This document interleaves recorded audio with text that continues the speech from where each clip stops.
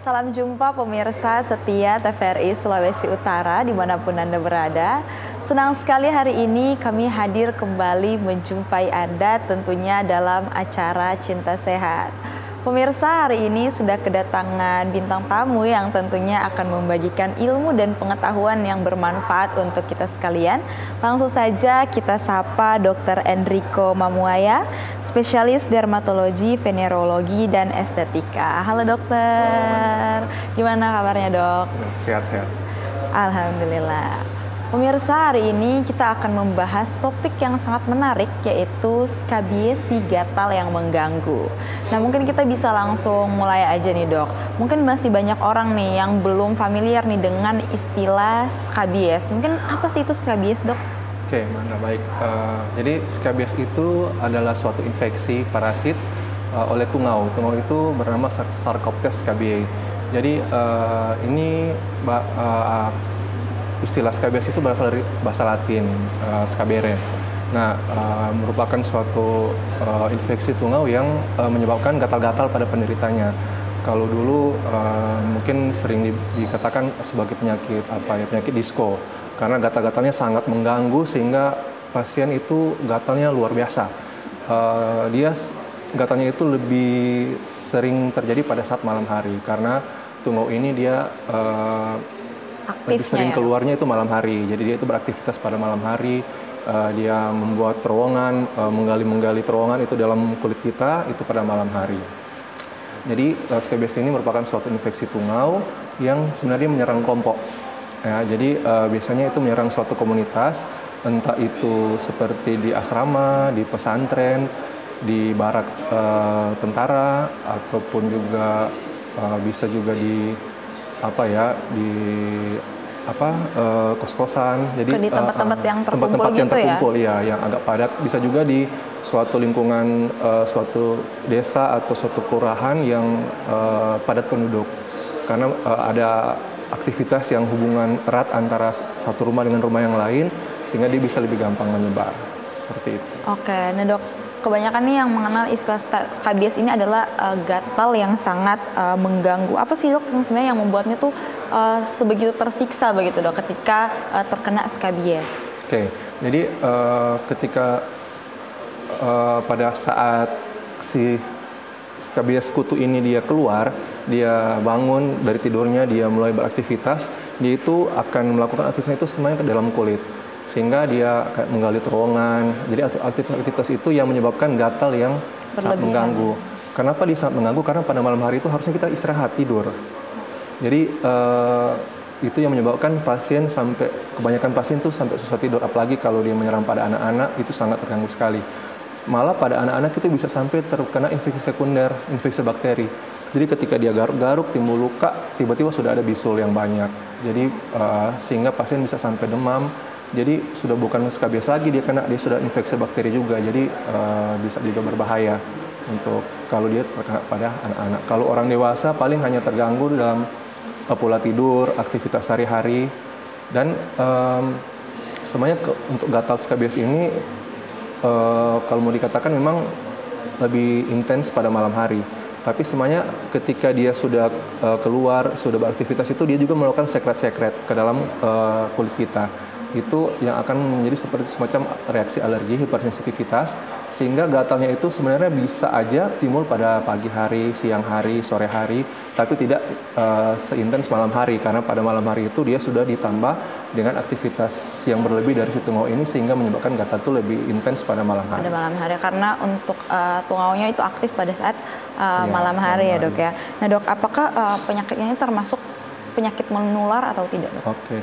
Jadi memang ini sudah termasuk penyakit menular, malah sudah dikategorikan juga ke penyakit menular seksual. Jadi kontaknya ini adalah kontak langsung antara kulit dan kulit, juga bisa secara kontak tidak langsung dari seperti pakaian, dari juga tempat tidur, ya, dari handuk. Jadi bisa dua kontak langsung juga kontak tidak langsung, juga sama kontak seksual, karena ketika kontak seksual itu ada kontak langsung antara kulit. Jadi walaupun ada pakai pengaman, tapi ada kontak kulit juga di situ, sehingga itu tidak menjamin tidak akan terjangkit. Jadi ini sudah pasti sebuah penyakit menular. Nah, dok, dan biasanya yang terkena skabies ini dok orang-orang seperti apa dok? Mungkin lebih ke anak-anak, remaja ataupun orang dewasa. Biasanya klasifikasi seperti apa nih yang menyebabkan bisa lebih tinggi terkena skabies? Oke, jadi kembali ke mengapa skabies itu bisa jadi meluas karena dia menyerang komunitas. Nah, sebenarnya kebanyakan kasus itu dia menyerang pada komunitas itu pada anak-anak kebanyakan. Jadi di pesantren, asrama. Nah, ketika dia kena di situ sudah terkena dari temannya itu, jadi dia sudah saling menjangkitkan antar satu tempat itu, terus mereka bawa pulang ke rumah. Ketika bawa pulang ke rumah, orang-orang di rumah kena, ayah, ibu, mungkin ada oma, opa, adik, kakak yang di rumah kena lagi. Jadi sudah saling berjangkit seperti itu. Tapi sebenarnya kalau mau dikatakan bisa mengena siapa saja. Namanya dia ada sumbernya di situ, dia ada komunitas yang padat, saling berjangkit itu bisa. Tapi semuanya lebih sering kalau kasus yang ditemukan itu banyak juga pada anak-anak. Oke, nah dok sebenarnya penyebab utamanya tuh apa sih dok skabies ini? Penyebab utama daripada skabies? Nah itu untuk penyebab utamanya itu memang infeksi dari parasit itu sendiri. Jadi ketika masih ada parasit itu, dia yang akan menyebabkan infeksi ini. Nah untuk kasus-kasus yang paling sering infeksi parasit ini dia itu menimbulkan gatal yang malam hari itu. Tapi ada varian dari penyakit ini yang malah tidak menimbulkan gatal. Itu biasa dia mengenai untuk orang-orang yang kalau mau dikatakan yang penyakitnya agak parah seperti kanker, HIV, ataupun punya semua penyakit yang berat yang pasien itu sudah tidak concern dengan dirinya sendiri. Jadi dia tidak ada respon untuk menggaruk sehingga parasit ini tidak terganggu lagi. Jadi semuanya begini. Garukan itu kenapa dia gatal itu sebenarnya tuh garukan itu semuanya merusak tempat habitat hidupnya dari si kutu ini. Jadi sebenarnya garukan itu membantu juga sebenarnya. Dia membantu merusak dari habitat tempat tinggalnya si kutu ini. Nah, ada yang pada kasus-kasus tertentu itu ketika dia tidak ada respon menggaruk, jadi kutu ini tidak terganggu. Makanya Karena dia tetap tidak terganggu, terus berkembang, dia ya, berkembang dok, ya? jadi banyak, jadi dia menyebabkan infeksi yang lebih berat. Jadi untuk tampakan klinisnya itu sudah berbeda dengan tampakan klinis yang sebelumnya. Oke. Nah dok, kalau untuk gejala awal nih dok, gejala awal terkena skabies itu seperti apa dok? Apakah terdapat semacam ruam atau merah-merah atau langsung luka seperti itu seperti apa dok? Untuk gejala awal daripada skabies. Oke, jadi untuk gejala awal memang ketika terinfeksi itu dia itu masa inkubasinya lumayan lama ya, sekitar 4-6 minggu. Oke, 4-6 minggu itu ketika dia terinfeksi sudah masa inkubasinya selesai, dia terinfeksi itu biasanya muncul ruam di kulit. Jadi ruam di kulit itu bisa berbentuk bercak kecoklatan atau bercak kemerahan yang dia mengenai daerah kulit yang kulitnya lebih tipis, hangat ya. Jadi seperti di sela-sela jari, di pergelangan, di sekitar ketiak, perut, di kelamin sampai di daerah bokong dia bisa kena. Setelah itu dia ada yang khas itu yang gatal malam hari itu. Okay. Itu yang tanda awalnya yang bisa itu menjadi ini ya dok, ciri-ciri awal ketika tanda awal. Iya, tanda-tanda awal ketika terkena skabies. Oke dok, ini pembahasan kita nih makin menarik nih. Kita udah mulai membahas gejala-gejala daripada skabies ini, tapi kita jeda dulu sebentar. Baik pemirsa, tetap bersama kami setelah yang satu ini.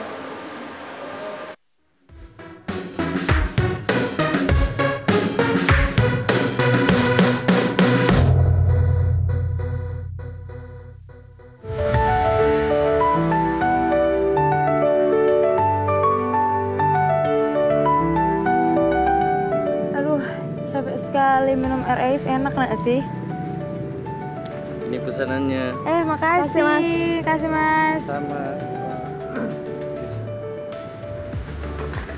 Aduh, memang kalau lagi capek-capek begini air ais paling enak forse hilang aus.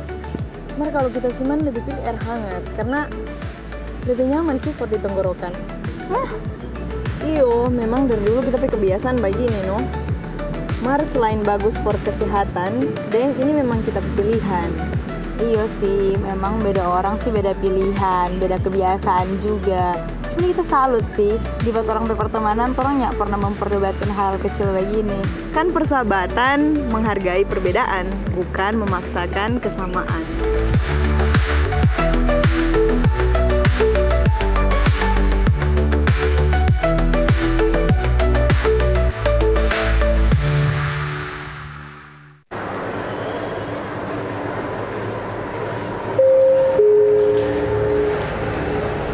Setiap tenun songket adalah cerita.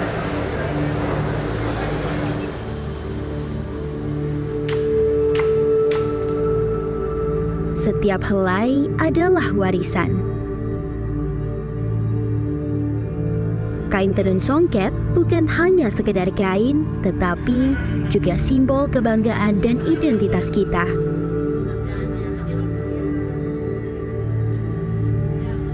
Dengan tenun songket, kita tidak hanya mengenakan pakaian, tetapi juga melestarikan tradisi dan merayakan keindahan budaya.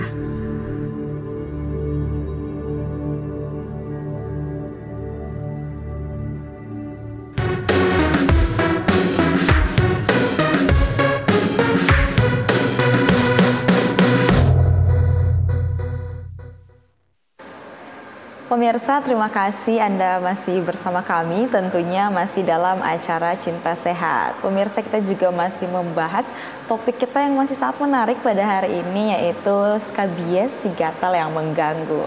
Oke dok, kita lanjut lagi. Nah, tadi kita sudah sempat berbicara sedikit ya tentang gejala-gejala daripada skabies. Mungkin dokter bisa jelaskan lagi lebih rinci terkait gejala-gejala daripada skabies. Oke, baik, terima kasih. Jadi yang seperti yang tadi itu, ketika si tungau ini menginvestasi kulit dengan inkubasi sekitar 4-6 minggu, dia mulai muncul gejala. Jadi ada bercak atau bintil warnanya merah sampai kehitaman. Dia menyerang di daerah yang kulitnya tipis, lembab, agak cenderung hangat ya, di daerah seperti yang khas itu kebanyakan itu di daerah sela-sela jari, pergelangan tangan, di sekitar ketiak, perut, kelamin hingga di daerah bokong. Nah, jadi gejala yang tampakkan seperti itu nanti akan diiring dengan gatal yang khas pada malam hari. Walaupun tetap pasien juga akan pasti sering mengeluh ada juga gatal pada pagi hari, siang hari atau sore hari, tapi tidak seperti tidak separah ketika pada malam hari. Nah, sebenarnya untuk mendiagnosis dari skabies ini sendiri, yang pertama itu tadi harus ditemukan adanya keluhan gatal pada malam hari. Baru setelah itu, ketika ada itu kita cari tahu lagi apakah pasien ini keluhan ini itu mengena suatu kelompok enggak. Kalau misalkan dia ada di rumah, apakah orang tua, apakah oma opa, apakah adik kakak terkena keluhan serupa atau tidak. Terus kalau misalkan tidak ketemu di rumah, cari tahu lagi apakah dia ini ada riwayat seperti dari asrama, dari pesantren, atau dari perkemahan. Dari itu juga bisa ketika kita sudah ketemu itu berarti kan sudah tahu bahwa ini keluhan ini mengenai sekumpulan orang, suatu komunitas.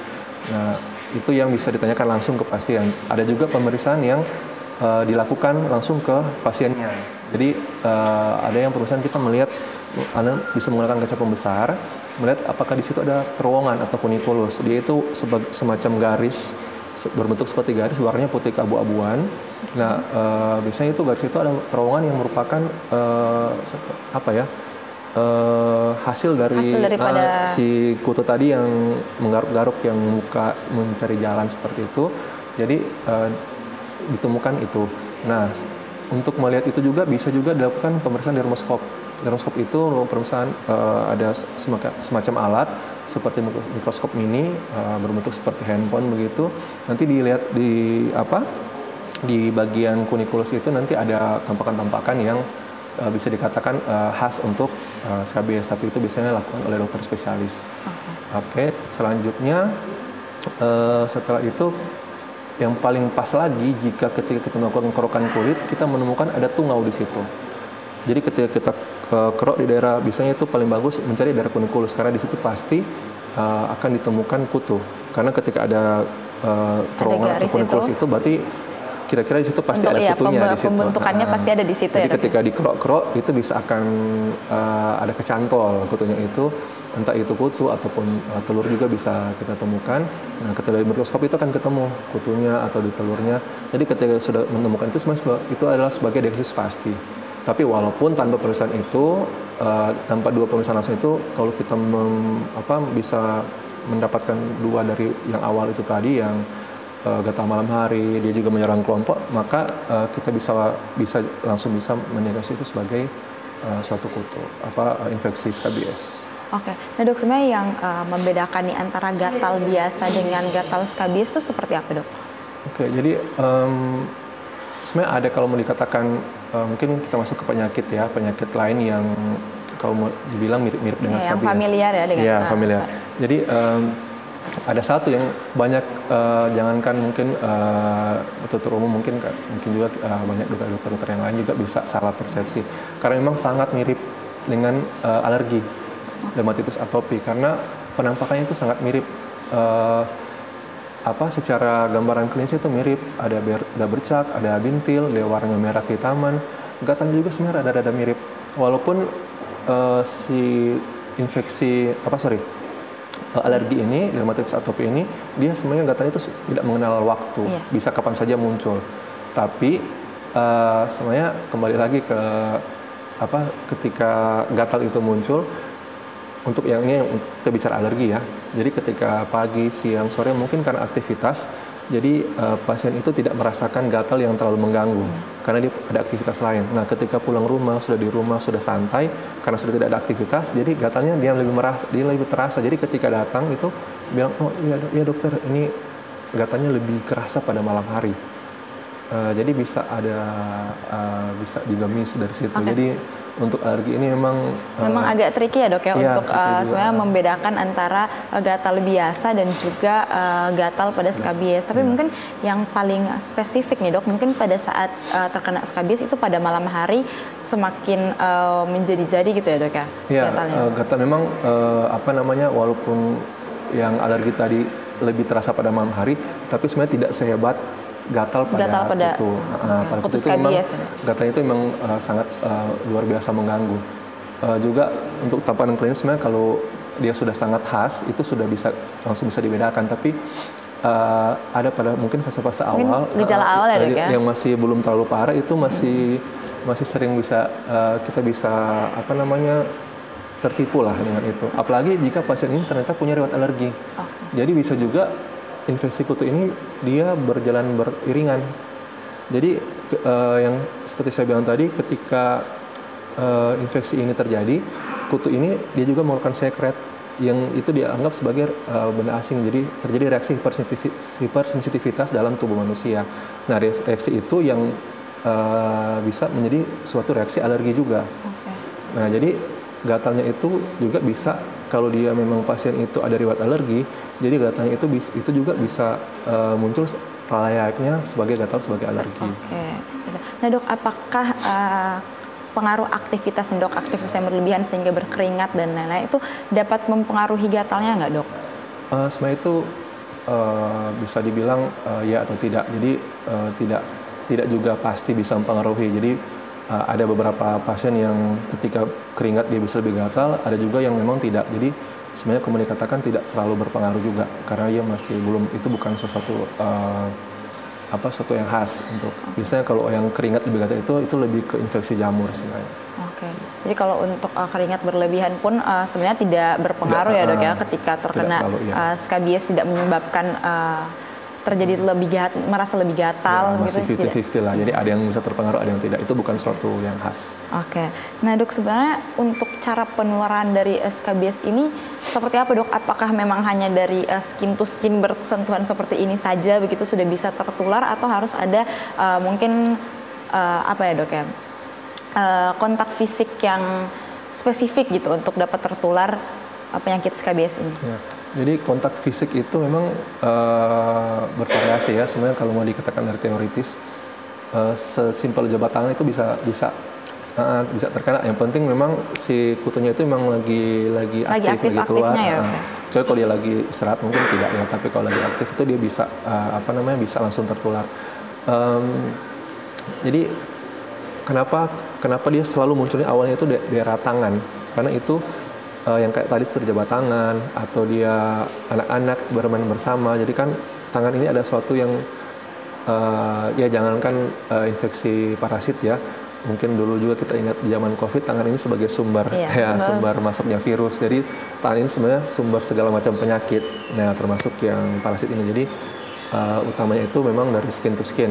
Nah, tadi juga yang sudah saya bilang ada juga yang kontak tidak langsung. Jadi kontak langsung itu yang bisa lewat baju, handuk dari tempat tidur. Jadi, nah sebenarnya kalau mau dikatakan si tungau ini dia itu bisa hidup di luar kulit. Dia kan perlu host, perlu manusia untuk untuk hidup. Jadi selain manusia juga bisa binatang. Nah, jadi binatang itu untuk peliharaan misalnya mungkin anjing atau kucing juga dia itu bisa jadi host. Jadi kalau peliharaan kita ada terinfeksi tungau entah dari bisa mungkin dari tetangga yang pegang-pegang anjing main-main atau anjingnya yang jalan-jalan terus dia terjangkit, dia menyakitkan di rumah, itu bisa juga. Jadi kembali yang tadi itu dia itu bisa hidup di luar kulit manusia, di luar host itu selama 24 sampai 36 jam. Oke, itu berarti bisa ada di benda-benda mati ya dok ya, seperti pakaian, handuk dan lain sebagainya. Jadi itu karena dia bisa bertahan di luar, jadi kontak tidak langsung itu juga merupakan salah satu media. Jadi bisa infeksi itu bisa terjadi lewat kontak tidak langsung. Oke, jadi sebenarnya dok ketika seorang pasien ini terkena skabies, kalau bisa memang untuk mengkarantinakan diri ya dok ya, supaya untuk tidak menyebarkan virus begitu dok. Bukan virus, parasit ya. Parasit. Jadi memang mungkin kata itunya karantina ya. Kalau mungkin bisa terhalus lagi mungkin jangan dulu dikasih jangan dulu berinteraksi ya, selama dia tidak melakukan pengobatan. Sebenarnya kalau dia sudah melakukan pengobatan sudah dinyatakan selesai, itu sudah bisa, itu sudah aman. Cuman yang jadi masalah lagi nanti kalau tidak pengobatannya itu tidak menyeluruh. Jadi tidak maksimal ya? Iya, maksudnya cuma satu aja yang diobati, yang lain tidak. Jadi seperti lingkaran setan. Yang ini sembuh, yang lain tidak, dikontak lagi, sakit lagi. Iya, jadi akan begitu terus. Oke. Nah dok, kalau untuk proses pemeriksaan dari tenaga medis nih dok untuk pasien yang terkena skabies itu seperti apa dok? Nah itu yang tadi itu yang bisa dilakukan tenaga medis itu yang dua itu, jadi bisa melihat adanya terowongan atau kunikulus, bisa menggunakan kaca pembesar atau menggunakan suatu media namanya dermoskop. Biasanya itu dermoskop itu harus dilakukan oleh dokter spesialis.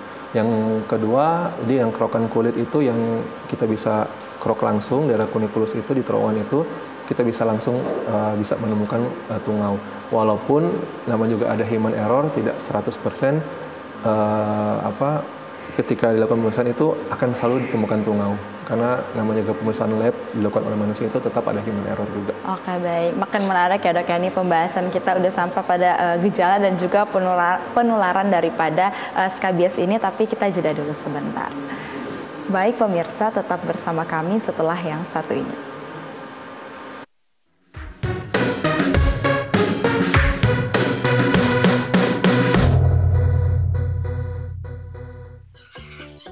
Teman, kenalkan, namaku Tarsius, binatang pelimata atau monyet terkecil di dunia.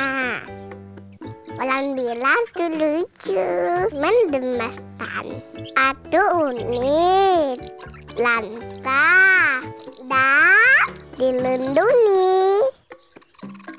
Ini rumahku, hutan Tantoto. Tepatnya di Bitung, Sulawesi Utara. Aku akan selalu ramah kepada siapapun yang datang ke rumahku. Teman, mari kita selamatkan rumahku, hutanku, hutanmu, dan kita.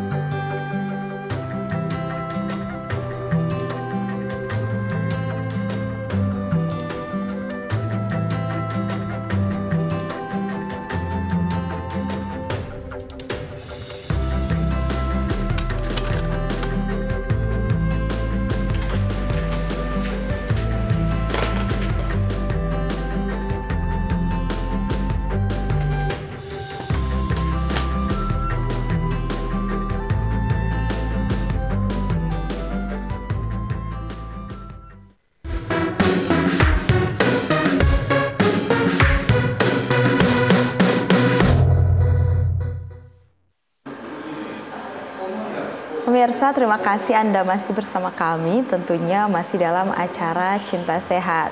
Pemirsa, ini juga masih dengan pembahasan kita yang sangat menarik, yaitu skabies si gatal yang mengganggu. Baik dok, kita lanjut lagi nih. Tadi kan kita sudah berbicara mengenai gejala dan penyebaran, bagaimana sih gejala dan penyebaran daripada skabies ini. Mungkin kita lanjut sebenarnya bagaimana sih dok cara mengobati nih skabies ini secara medis. Apakah cukup dengan salep aja atau ada penanganan khusus nih dok untuk penanganan skabies? Oke, baik, terima kasih. Jadi ya untuk awalnya pasti kita tangani gatalnya dulu. Oke, jadi gatalnya itu bisa kita kasih untuk pengobatan antihistamin keusilan medisnya. Jadi antihistamin itu bisa yang ada macam-macam ya. Antihistamin itu ada macam-macam, tapi yang kebanyakan dipilih golongan yang sedatif. Sedatif itu maksudnya dia itu bisa menimbulkan efek kantuk. Jadi supaya malam itu dia bisa beristirahat ya, tidurnya bisa enak. Jadi kita memilih yang golongan itu biasanya bisa diminum pada malam hari, kecuali kalau memang dia ada keluhan di pagi atau siang, kita juga bisa ambil obat yang bisa diminum 3 kali 1. Jadi itu ada beberapa pilihan untuk mengatasi gatal. Nah, selanjutnya kita akan mengatasi infeksi kutunya. Jadi membunuh kutunya ini sama telur-telurnya. Nah, pilihan utama itu ada obat salep. Nah, salep itu ya untuk nama generiknya itu permetrin. Jadi salep itu nanti pengolesannya itu bisa dilakukan mandiri. Jadi dia dilakukan pengolesan itu pada malam hari. Jadi malam hari itu dioles di seluruh tubuh, ya secara merata. Jadi hanya sekali oles saja. Kadang-kadang ada pasien yang salah persepsi, jadi dioles tiap malam. Tiap malam itu dioles terus, gitu. Jadi ini dia cuma oles 1 kali dan diulang lagi 1 minggu kemudian. Tapi itu di gejala. Seluruh badan dok, ya, dari leher ke bawah. bukan di tempat-tempat yang walaupun tidak ada gejala, dia diwajibkan oleh di semua organ tubuh dari leher ke bawah. Mungkin mungkin bagian kelamin di bagian yang mukosa itu mungkin jangan, karena dia itu tidak menginfeksi di bagian situ. Jadi semua di bagian yang namanya kulit itu dari leher ke bawah itu semua dioleskan. Ya, jadi biasanya itu obat salep itu dia biasanya tuh gede itunya 30 gram biasanya sediaannya. Jadi itu langsung dihabiskan, olesnya pada malam hari, mungkin tunggu sekitar 10 sampai 12 jam itu baru bisa bilas. Jadi sebenarnya ketika mengoles itu kita sudah siap tidur. Oke, kita sudah siap tidur artinya kita sudah tidak ada kontak lagi dengan air karena dia itu gampang terhapus. Oke, jadi kita oles itu pada malam hari 10-12 jam kemudian kita baru bisa bilas. Nah, nanti 1 minggu lagi itu bisa dilakukan pengolesan kembali ya? Karena mungkin diperkira ada juga itu yang bisa lolos si tungaunya ini. Jadi sebaiknya seperti itu. Tapi untuk obat ini sebenarnya tidak disarankan untuk anak di bawah 2 bulan. Jadi biasanya dioleskan untuk yang 2 bulan ke atas, ibu hamil juga aman, bisa dioleskan juga pada ibu hamil. Jadi untuk bayi yang di bawah 2 bulan itu ada obat pilihan lain, itu namanya sulfur precipitatum, biasanya itu banyak juga di puskesmas, bisa dapat puskesmas. Itu untuk kutunya ya. Selanjutnya mungkin ketika kita mengoleskan itu harus ada jeda dari mandi. Makanya dia olesnya malam, mandinya sore. Karena ketika setelah mandi kan kita paru-parunya itu agak sedikit terbuka ya. Dok, ya. Jadi ketika paru-paru terbuka, kita mengoleskan itu, ini kan obatnya agak keras juga. Jadi itu bisa ada reaksi iritasi di situ. Jadi ada beberapa pasien juga bisa mengeluhkan setelah, dok kenapa ini malah jadi merah, jadi nggak enak, jadi panas, jadi tambah gatal. Jadi itu sebenarnya ada suatu reaksi iritasi.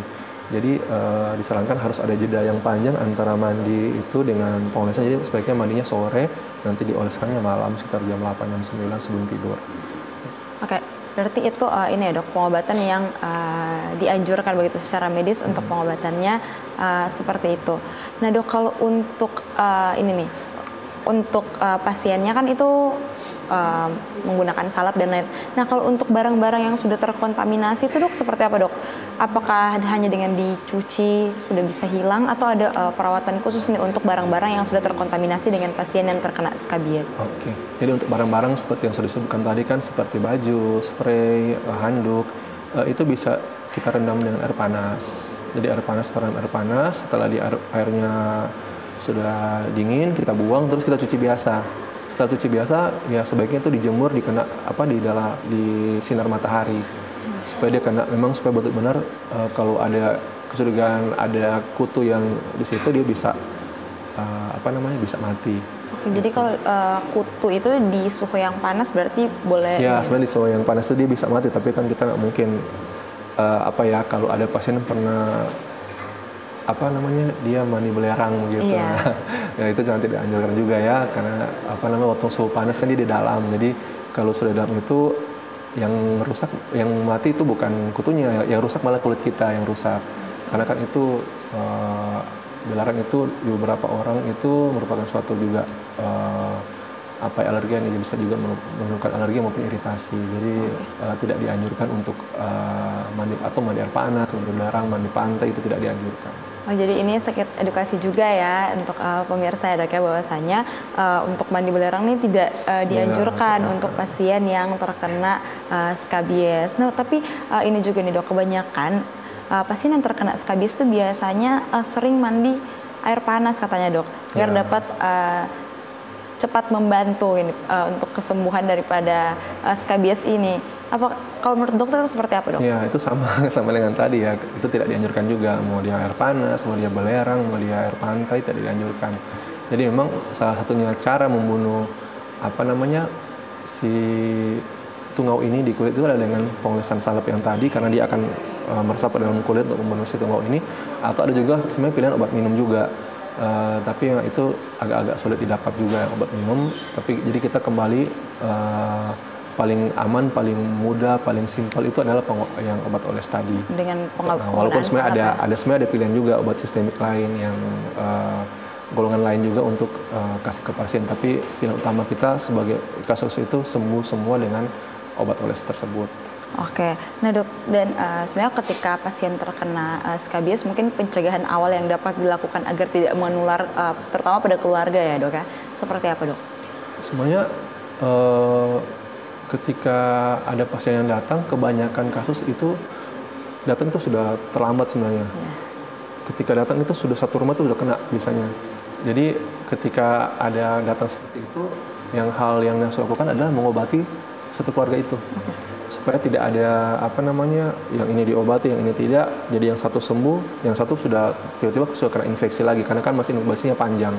Nanti setelah itu dia jangkitkan lagi. Jadi begitu terus tanpa kesudahan. Jadi kadang-kadang pasien bisa mengatakan, kenapa ini tidak sembuh-sembuh, padahal karena itu tidak diobati secara menyeluruh. Itu kalau di rumah, sebenarnya yang di rumah itu agak lebih gampang ya, karena kan bisa ke pasien datang, hanya satu keluarga ya, satu keluarga datang, tanya ini ada berapa orang di rumah, jadi kasih obat yang sama untuk satu orang di rumah. Yang jadi masalah itu ketika dia mendapatkan itu di asrama, di pesantren, atau di tempat yang padat di salah satu kelompok ya dok ya? Iya, jadi kita agak susah juga nanti untuk mengedukasi, karena itu harusnya teredukasinya itu ke pimpinan asrama atau seperti itu. Karena ketika ada itu harusnya dari pihak itu juga yang harus inisiatif untuk, jadi mungkin dari orang tua yang melaporkan, sehingga mungkin yang satu kamar dengan si anak tersebut bisa lakukan pengobatan, jangan dulu masuk ke asrama, pesantren atau apapun itu. Jadi harus dipastikan sembuh, setelah diobati benar-benar sampai sembuh baru bisa masuk lagi. Kalau tidak, dia sudah obat sembuh, ketika dia masuk lagi ke situ, yang penyebab utamanya di sana tidak disembuhkan, dia jadi lagi pasti. Oke. Nah dok, dan apa sih sebenarnya yang terjadi ketika skabies ini kita biarkan begitu dan tidak langsung kita obati? Ya, jadi ketika skabies itu diobati ya pasti kualitas hidup terganggu. Ya, jadi ketika gatalnya itu ada terus tiap malam, dia tidak tidur, jadi pola tidurnya terganggu. Jadi otomatis aktivitas sehari-harinya itu tidak maksimal. Ketika bekerja tidak maksimal, belajar tidak maksimal, jadi impact ke kualitas hidupnya itu besar sekali. Dan nanti bisa jadi lama-lama bisa jadi pandemi nanti kalau itu dibiarkan di dalam satu daerah itu, dibiarkan dia sampai berjangkit bisa jadi besar. Okay. Jadi sebaiknya ya kalau ada itu harus segera diobati. Kan pemirsa juga sudah tahu, jadi kalau ada mungkin bukan diri sendiri ya, mungkin ada kerabat, ada kenalan atau apa, ya langsung disuruh berobat. Jangan ditunggu sampai parah, karena sering datang tuh pasien sudah parah, sudah ada infeksi sekunder, sudah pakai obat ini lah, obat itu kan, kalau memang itu kan tidak kena. Jadi ada beberapa obat itu yang hanya meredakan peradangannya saja. Tapi tidak membunuh. Iya, tapi kutunya tidak dibunuh. Jadi kayak bercaknya itu dari merah jadi turun, dari warnanya jadi berubah, jadi jadi coklat kehitaman, terus gatalnya jadi berkurang. Tapi kutunya masih tidak ada. Kutunya jadi tidak mati ya? Jadi dia itu obat itu hanya meredakan gejala yang ada. Nah, setelah obat itu berhenti, timbul lagi dia pasti. Jadi nanti pasien kayak ada pasien yang konsumsi itu terus sekian lama baru datang lagi, nah, ini dok kenapa ini nggak sembuh-sembuh? Nah, jadi karena tidak kena obat itu. Obat itu cuma yang diberikan itu hanya mengatasi gejala awalnya saja, kayak peradangannya, gatalnya, tapi tidak membunuh kutunya. Sedangkan kutunya ini yang menyebabkan semuanya itu. Jadi ketika obat dihentikan, dia timbul lagi, berobat lagi, sembuh lagi, timbul lagi, berhenti obat, timbul lagi, begitu terus sampai. Jadi padahal untuk penyembuhannya itu yang paling pertama adalah membunuh kutunya itu ya dok ya, baru untuk menyembuhkan radang yang sudah terjadi pada kulit. Oke, nah dok, apa skabies ini nih bisa menyebabkan iritasi kulit lainnya atau tidak dok? Maksudnya iritasi kulit seperti apa? Mungkin jadi iritasi mungkin yang lebih serius daripada ruam-ruam yang sudah terjadi karena skabies.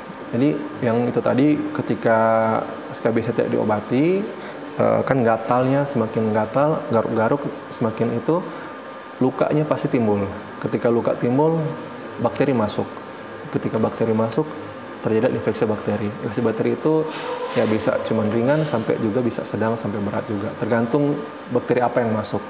Jika dia di rumah sakit, kasusnya terjadi di rumah sakit, bakteri rumah sakit kan itu lebih luar biasa, lebih aneh-aneh. Jadi dia bisa kena sepsis, bisa kena penyakit infeksinya itu yang berat, yang parah.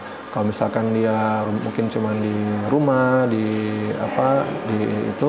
jadi dia hanya mungkin kena infeksi bakteri biasa. Tapi kalau dia kena di anak-anak itu pasti mengganggu karena bisulnya tuh gede-gede biasanya. Oke. Bukan bisul biasa, itu bisul besar-besar di tangan sampai dia nggak bisa menulis. Jadi ada yang datang itu bisulnya di tangan ya dok ya, jadi mengganggu aktivitas. Sangat mengganggu. Jadi sudah nggak bisa pegang alat tulis lagi, dia sudah nggak bisa belajar seperti sedia kala. Oke, makin menarik nih dok ya, pembahasan kita sudah mengenai dengan bagaimana penyembuhan nih daripada skabies ini, tapi kita jeda dulu sebentar. Baik pemirsa, tetap bersama kami setelah yang satu ini.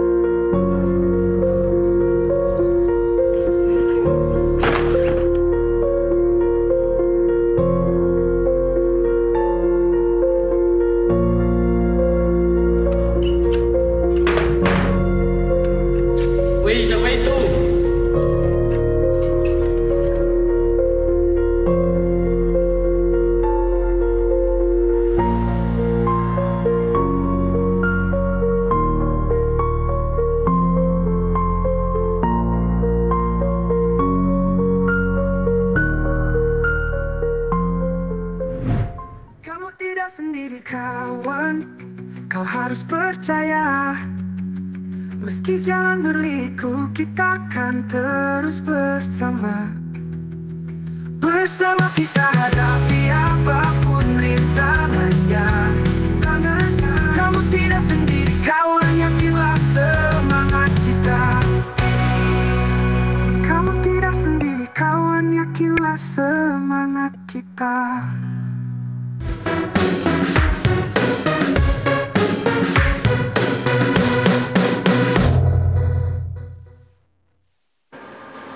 Pemirsa, terima kasih Anda masih bersama kami, tentunya masih dalam acara Cinta Sehat. Oke dok, kita lanjut lagi nih dok, tentang pembahasan kita mengenai skabies, si gatal yang mengganggu ini dok. Nah dok, mungkin ini masih banyak terjadi nih dok di masyarakat.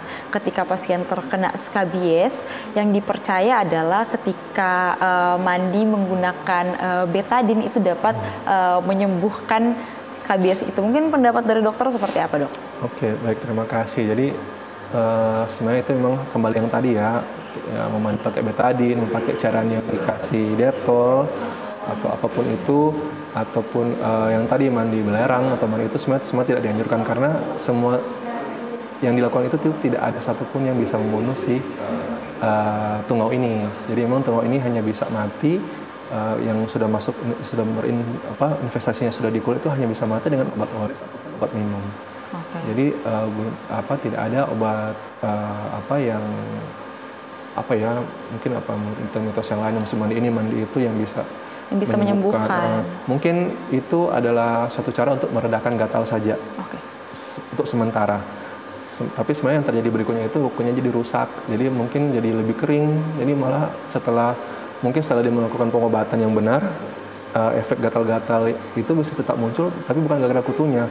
Tapi karena jaringannya sudah rusak ya, Dok ya. Rusak. Apalagi orang itu dia memiliki bakat alergi, jadi dia akan gampang sekali responnya itu akan gampang sekali terjadi alergi atau iritasi itu dengan mandi dengan bahan-bahan yang tadi itu. Oke, nah Dok, tapi tidak terasa ternyata kita sudah sampai di penghujung acara kita ini pemirsa. Jadi mungkin kita langsung aja bisa mendengarkan kesimpulan nih daripada dokter terkait dengan penyakit skabies ini.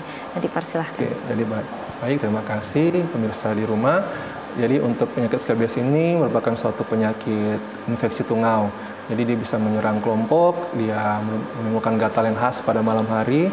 Jadi untuk pemirsa di rumah jika ada kerabat, anak, saudara, keluarga, kenalan, tetangga yang memiliki gejala-gejala yang sudah dibahas tadi, diharapkan untuk mungkin segera diberitahu supaya dapat segera melakukan pengobatan sebelum infeksinya jadi lebih parah, jadi lebih susah disembuhkan atau bisa menyebabkan infeksi sekunder yang sudah bukan infeksi tungaunya lagi tapi sudah muncul infeksi baru seperti infeksi bakteri. Nanti pengobatannya itu memang cukup simpel tapi memang efek dari tungau ini memang bervariasi. Untuk gatalnya itu masih bisa ada walaupun ringan, tapi yang penting ketika sudah melakukan pengobatan tungaunya sudah mati, semua yang terpapar, semua yang berhubungan itu sudah diobati, maka penyakit ini pasti bisa disembuhkan. Yang jadi masalah jika tidak diobati secara menyeluruh, maka itu yang kayak jadi sia-sia jadi pengobatannya. Oke, baik. Terima kasih banyak Dr. Enrico udah datang ke Cinta Sehat dan udah berbagi ilmu tentunya bersama kita semua di sini. Dan baik pemirsa, saya Amanda Tessa mewakili seluruh kerabat yang bertugas, pamit undur diri dan sampai jumpa.